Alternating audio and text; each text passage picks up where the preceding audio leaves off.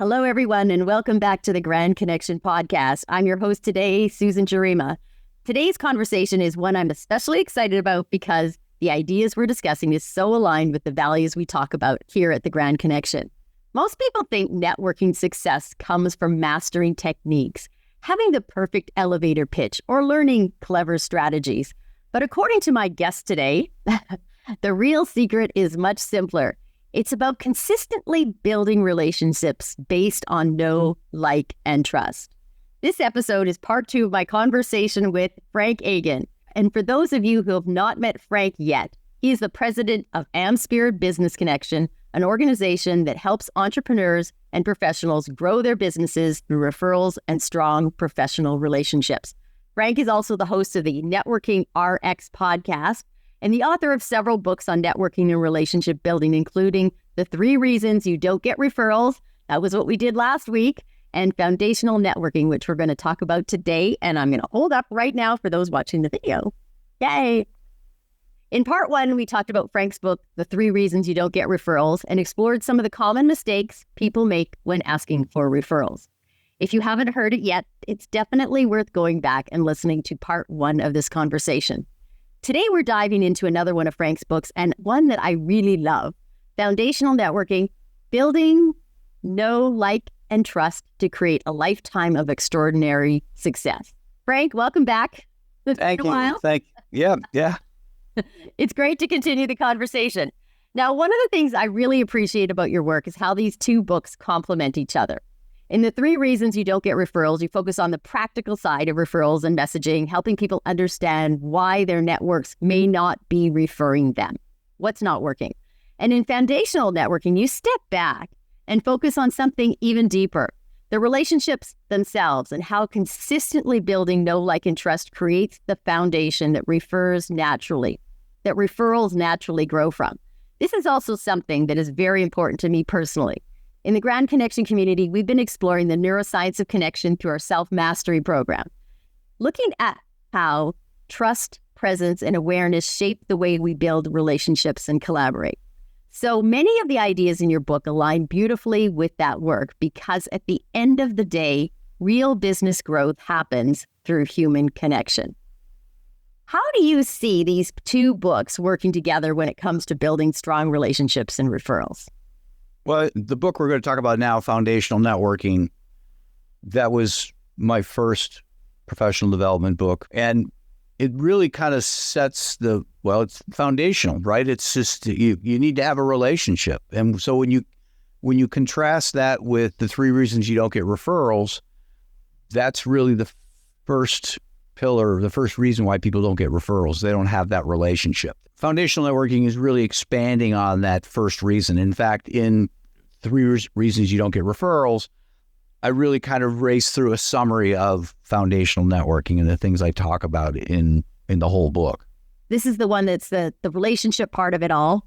Yeah. Of course, the other one, relationships, is an important part, but you kind of, this is the deep dive. So you could almost say, start when you go to the first section of your other book, jump over foundational network. Yeah. You're not getting relationships. Something needs to be worked on in this area. Yeah. Well, and the genesis of the book was, I'd been in networking probably and when I say in networking, been out networking, been running what is now Spirit Business Connections for 10 years.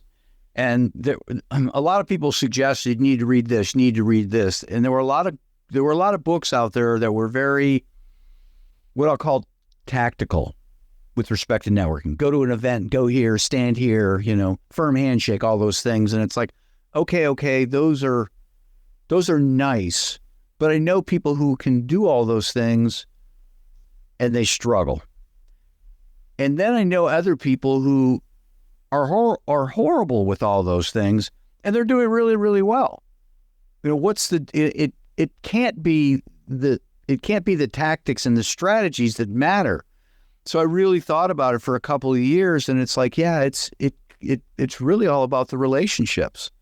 And that's, so when people talk about networking, it's, build those relationships, right? That's what matters most. And know, like, and trust that's not my terminology. That's really kind of academic speak. for networking, getting people to know, like, and trust you. And so that's when I really started to think about, okay, what is it that gets people to like us?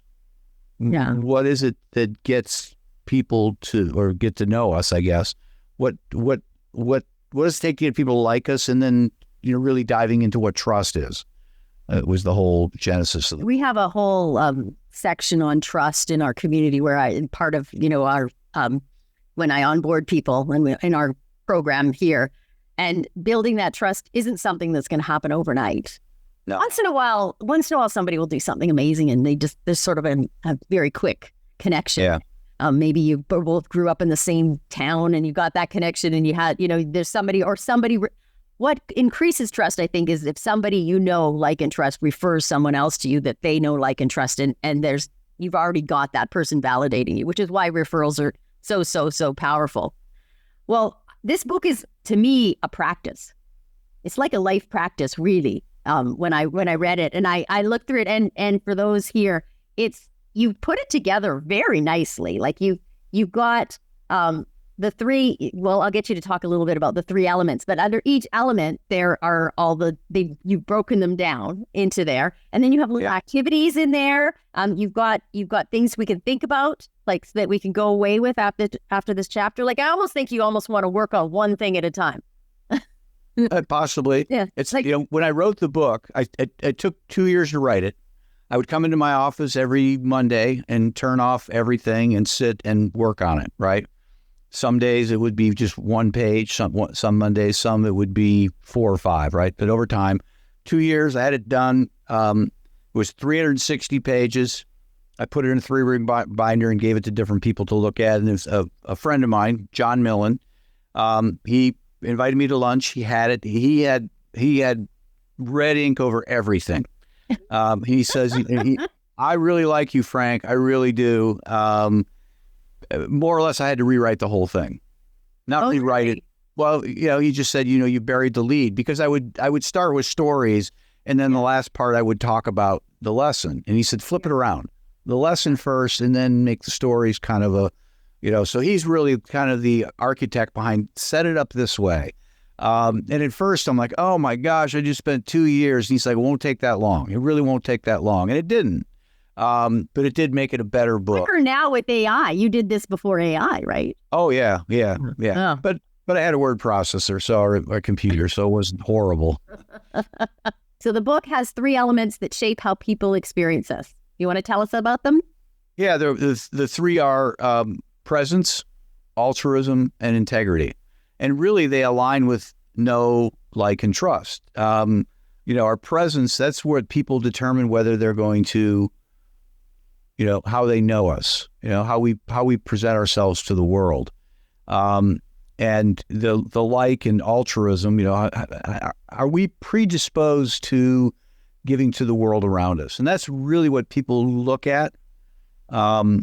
And I really didn't know a ton about that until later on. And I talked about that in the 3 reasons you don't get referrals, is that we are hardwired to help one another. It's part of how we have evolved as humans.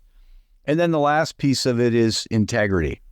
And I look at integrity and reliability. There's really a lot to integrity, there's a lot to integrity. So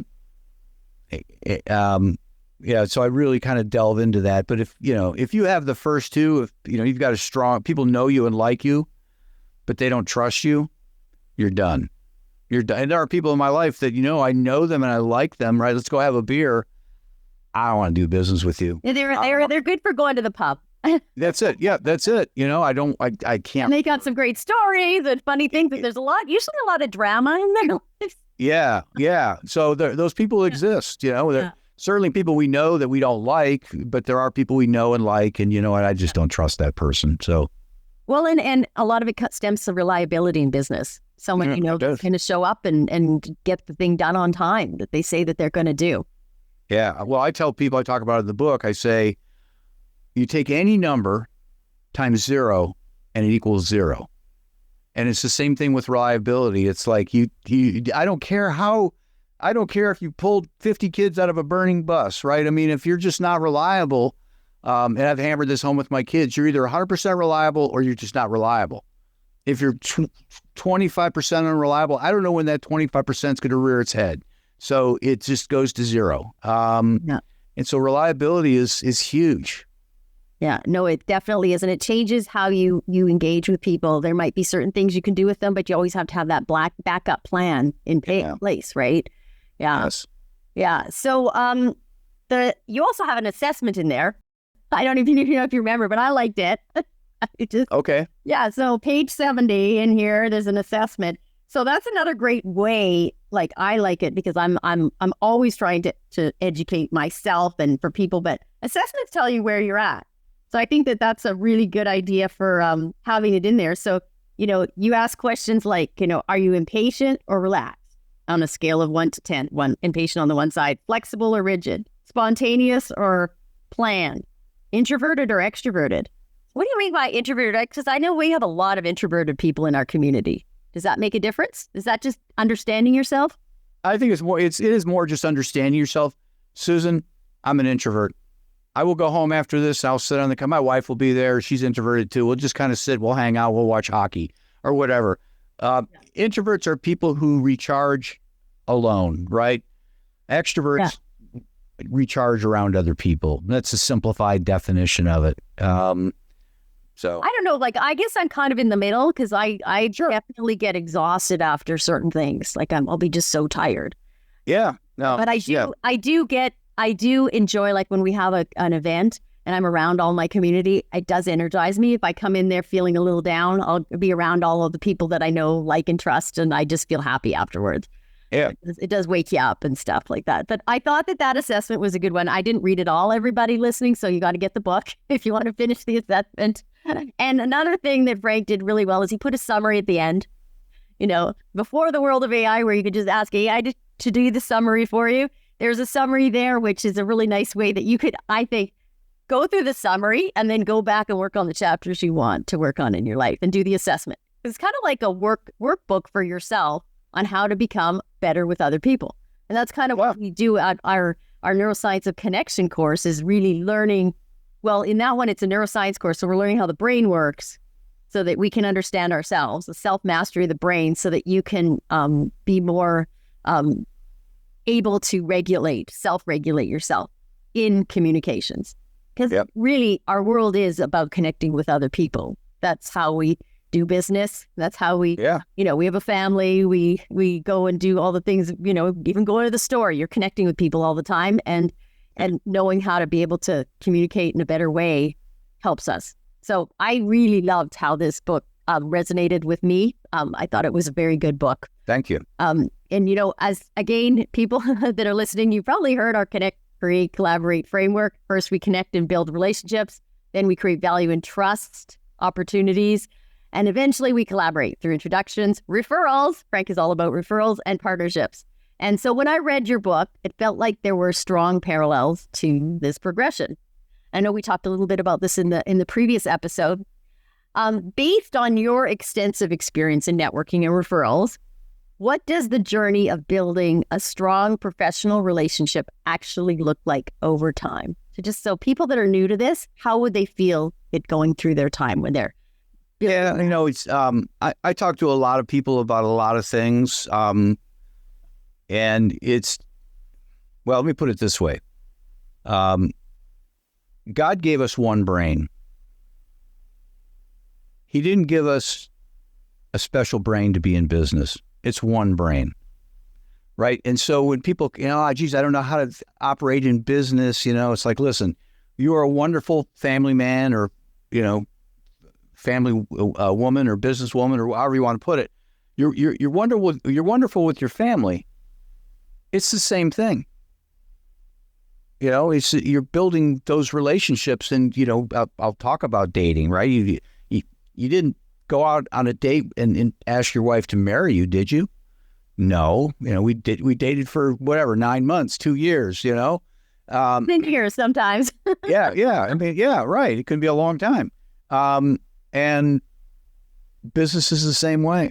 It takes time. Sometimes it clicks, but it never clicks right away. And so it's kind of getting a sense as to what the other person's about. We're testing each other in a very subtle sort of a way. We talked about reliability. Is this person reliable or are they not reliable? I need to know. And you're going to find those things out. And, we do test each other. Okay, they're going to be at time for our call, right? Are they going to show up? Are they going to cancel last minute? Okay, things happens twice. You start to see a pattern. It's like, all right, I'm done with that person. Same thing, dating world or the business world. So you're kind of, moving through, and you've connected and then you're kind of building that relationship, if you will.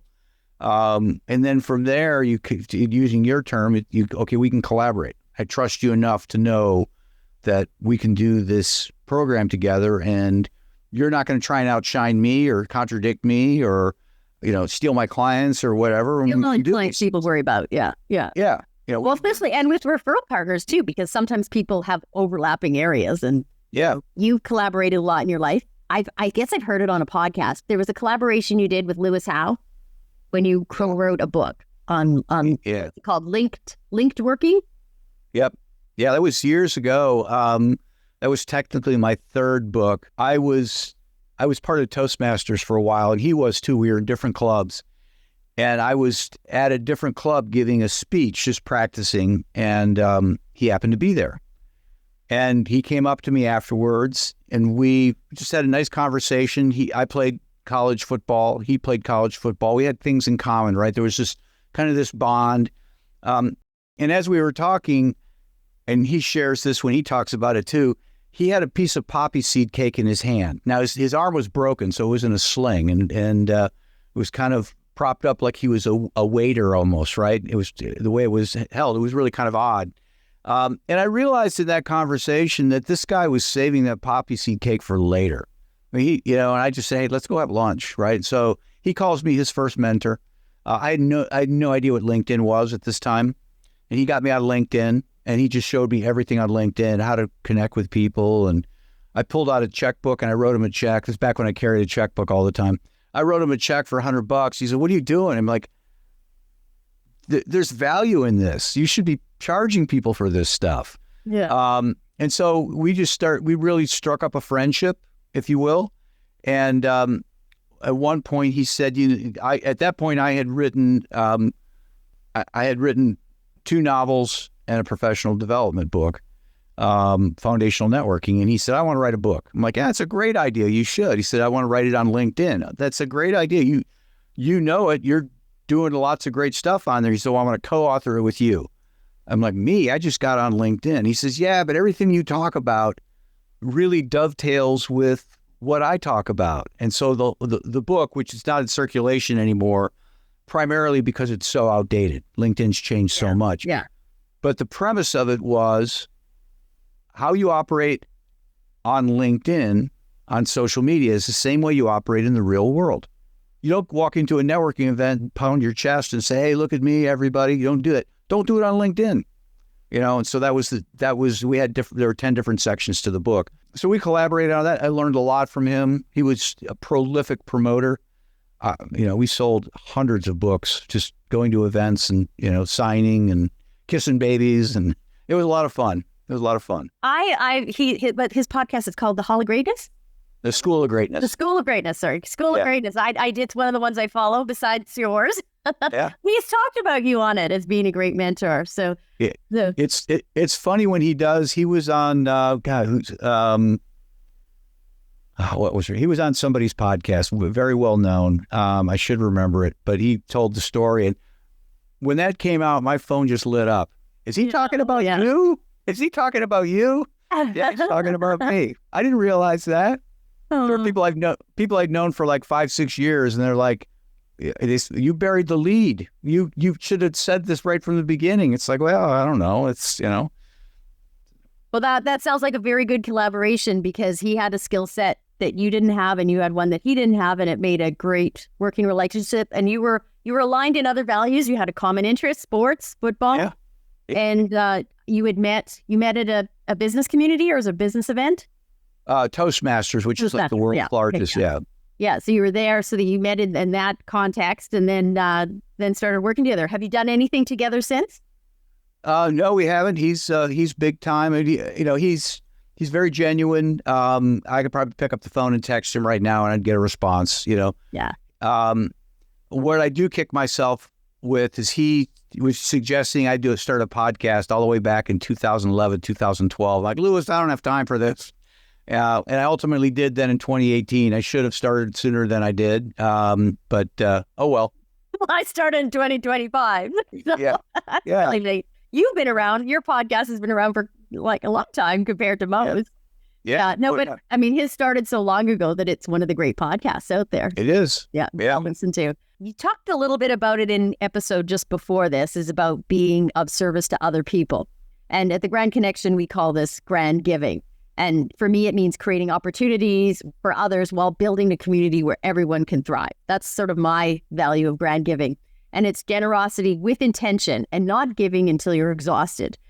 So you kind of find that balance. And this kind of leads to Adam Grant's book, Give and Take. I know you've talked about this on your podcast too before. And, it's surprising, who are the people who are the least successful? Well, the least successful are according to his book, can be givers. Can be the givers. And then who are the people who are the most successful? Givers. Yeah, it's a giving style. So you know the answer because you talked about this before. Yeah. When I bring this up in talks that I do, most people don't know that. They're like, well, it must be the givers do the best and the takers are the least, right? And it has givers. So givers are people who look for ways to help each other. Takers who try to get as much as they can for themselves. So those are the takers. And then there's matchers. And those are people who are trying to look for that even Steven. And you do run into a lot of people like that. Although I find it's pretty hard to be always tracking if you were to do that. It's kind of a weird way to be in the world. It almost feels like... I think a lot of it is subconscious, because he says in the book that 80% of the people out there are matchers. So I think what it is they're almost subconsciously measuring, do I want to talk with Susan? And, what's in it for me? Well, I mentioned it before about, people reaching out and wanting to talk. I only have 24 hours in a day. I have to have some sort of standard as to what I'm doing. And I want to really lean into the people who help me, those are the people I want to support. Well, I have to be careful with my calendar. I don't just post it everywhere. Otherwise it would be every moment of the day that had open would be full of people just wanting to meet for meet and greets, which are good. But then I don't have time for the strategic meetings that people have introduced me to people that could be partners. And I love to meet people, and I try to send them to the events and get to know everybody. But there is only 24 hours in the day. It's really, really hard to do that. And I wanted to talk to you a little bit because you've been in this area for so long, and you are a giver. And I know we both know Bob Burke, who wrote The Go-Giver or The Go-Giver Way. And, all of his books are about this, being generous in what you do. But how do you be successful as a giver? Because Adam Grant definitely said there are givers that are successful, and then there's the ones that aren't. Well, and I don't know that I have all the answers. I'm sure Bob will tell you the same thing. He doesn't have all the answers. You have to take chances out there. But the types of people that I want to give to and invest in are the people who are helping other people. Not the people who are helping me, per se, but the people who are going to take what I have to offer them and give them to others. And when I explain it to people, I use it in this I use this metaphor or analogy, whatever. If you could dictate who would win the lottery, you can't win it. That's the rule. You can't win it. You have to anoint somebody else with that money. Can't be family. It's got to be somebody else. If you're going to anoint somebody with that money and they're not going to give it, you want to give it to somebody who's going to not just squirrel it away. You're going to want to give it to somebody who's going to be, I'm going to do lots of things for other people and there's need in the world, because when they do that, it's going to make its way back to you. And so we want to look for the people who are generous, to do this for. It's the same thing with respect to referrals or helping people with podcasts. I want people who are going to be helping other people. I don't ever keep score, right? I don't want to keep score, other than I do keep score that, okay, that person is selfish. You know, if somebody's selfish, they want something from me. I become a matcher, right? Hey, listen, if you're not going to share with other people, then you're going to pay for whatever somehow. Yeah. So what about boundaries? Like you have to have some boundaries, right? Yeah, but you do. I don't know that they're hard, and it depends. I mean, I know people who are like, if somebody's lost their job, right? They're a taker. They've lost their job. It's easy to be spiteful towards them, but they got a kid, they got family. You know, I can't fault all of them. And you know what? I need to contribute to the world. I'm not perfect, so I'll help them. But I've run into people like that, and they're in their third round. It's like, Rich, come on, we keep having this. This is like the movie Groundhog Day. We keep having this same story over and over and over again. I know, I'll change. Yeah. Well, and that's why your foundational networking is a really good book for them to go through those exercises. Start learning how to be different in the world and how it will impact, the way people see them and the relationship. Oh, it does. Yeah, it does. Yeah. This is like, I struggle on this area of being too much of a giver because I only have so much time as well. And I sometimes will get run down myself. And as a parent, you kind of go through that as well too, because you just give endlessly to your children, especially when they're young.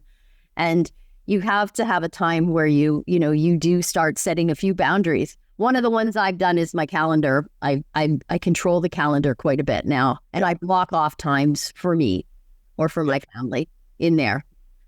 That's been a big difference than having the open calendar, because it just you would be busy 9 to 5 all day long. It would just get filled up. What do you do? What do you do for your boundaries? Years ago, I know lots of people, right? And you know thousands of people. I do. I know thousands of people, and that's not a brag or a flex. It's just reality. I do. And I tell people 99% of the people I run into, I can help. I can figure out some way, somehow I can help them. I'm not saying I'm going to change their life and they'll be millionaires, but even in small ways, big ways. But early on, what I would do is I'd be like, oh, you need these types of connections. Let me give you 12, right? I would just overwhelm them with connections. And sending emails to people, making introductions. Susan, I want you to meet Bob, Susan, and put some time into that. And it might take me an hour to do all 12 of those. And then I would talk to the person later. Yeah, I really appreciate that. I haven't had a chance to follow up on that. It's like, really? So now what I do, it's like, you know what? Yeah, I've got some connections. Let me just give you 1 or 2 good ones, and then we'll see what happens with it. Mm-hmm. I'll see. Do they even say thank you? Right? Do they follow up? What are they doing? Not that I'm looking for something in return, but everybody has the ability to help somebody else. What are they doing? And I just kind of wait and see and let them present themselves to me. Well, this kind of stems back to then the people in your book that have followed through with. They have that integrity, right? And those are the people you continue to work with more. Yeah. Yeah. It circles right back to the book. So out of your book, like let's say you meet somebody that needs to work on their own self for becoming better at their presence in the world, presence or any of the 3 areas. So it's presence, altruism, and integrity. And each one has, I just want to say, you've broken it down to about 10 facets within each that define it. And you give a lot of great stories and examples and exercises for each. I think it's really like a chapter, 3 sections of the book, but each facet of these presence and altruism is a different area of yourself you can work on with activities. Yep. So out of them, if you're just getting started, what would be the number one to work on, you think? Well, I think altruism, because I think, and that's the second section in the book, but we just get smarter in time. I don't know if you've ever had a chance to meet Berta Medina. Berta's somebody's been on my pod. She's just a good person.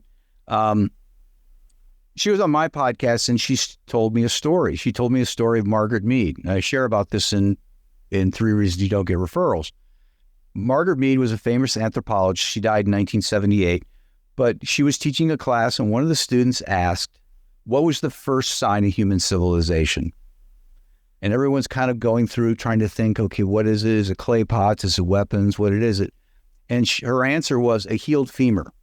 She said in the animal world, you don't see animals with healed femurs. Now, the femur is the bone that connects the knee to the hip. Most animals have a femur of some sort.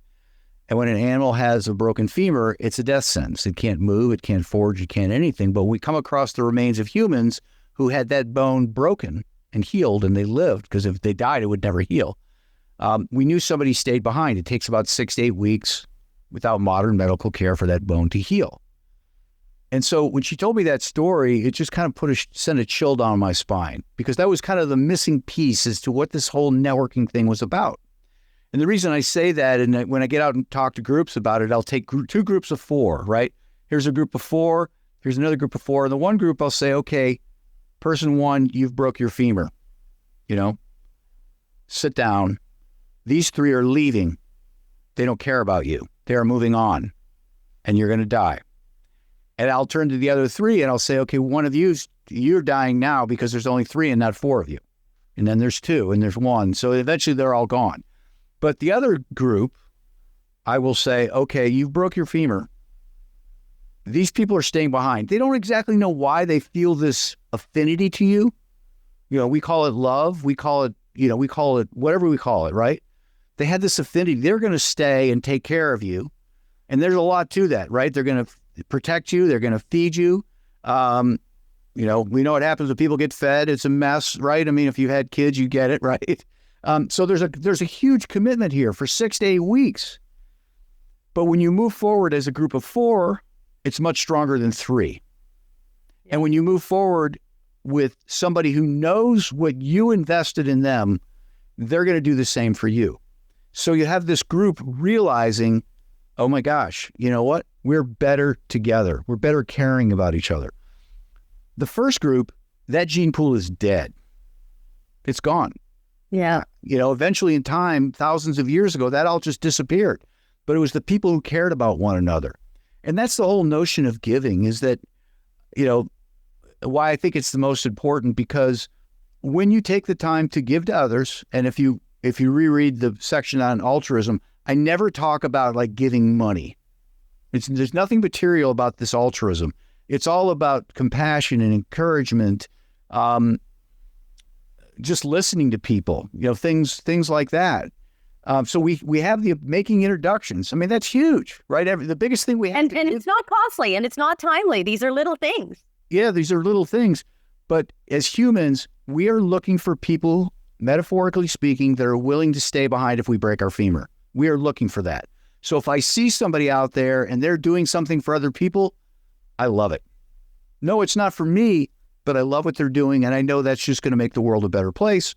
And so, that's where I don't keep score. You're doing something great. I'm glad I helped you. That's awesome. Let me help you some more, because I know you're going to do other things and it's going to make things better. So you asked me the question, which I think is the most important. I think it's just being altruistic and really finding ways to add value to the world around you.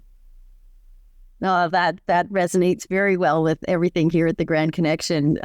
You gave me, as Carolyn called them, truth bumps happen. Thinking about that. There you go. Thank you. We all break our legs. So yeah. I've broken an elbow, I've broken a wrist, I've broken an ankle. So it's been nice to have someone around to be able to help you get around and get some food. And speaking of food, it's probably your dinner time now. And I want to thank you so much for coming here and being part of 2 episodes, because our community is going to get so much value out of this. This has been wonderful. And can you let everybody know how they can connect with you? Yeah, the best way is you can find me through frankagin.com, and you can find all my socials, my email, the books I've written, you can find the podcast. It's all kind of a central hub to find all things Frank Agin. Frank Agin and Am Spirits will be on there too, right? If you're Yep, if you want to learn about a little bit more about having a referral-based franchise in the United States, yep. Dr. Frank. That's a great way to get started in your local communities. Frank, Thank you again so much for joining us and sharing your insights on networking and referrals. You are a true expert in this space, and our community is very grateful for your wisdom. And to our listeners, thank you for being part of the Grand Connection community, where heart-centered entrepreneurs come together. If you'd like to experience the community for yourself, you can grab a guest pass to attend at grandconnection.ca at the bottom right corner. And while you're there, don't forget to grab your Grand Growth Bundle, designed to help you create your own grand plan for success through meaningful connections. Go to grandconnection.ca/gifts. And until then, let's connect, create, and collaborate. And of course, be part of something grand. Thank you for joining us on the Grand Connection podcast. If this episode sparked something for you, please subscribe, leave a review, and share it with a friend looking for a community to support their growth. Before we sign off, today is a grand day to reach out to someone in your own network and reconnect. You never know where one conversation can lead.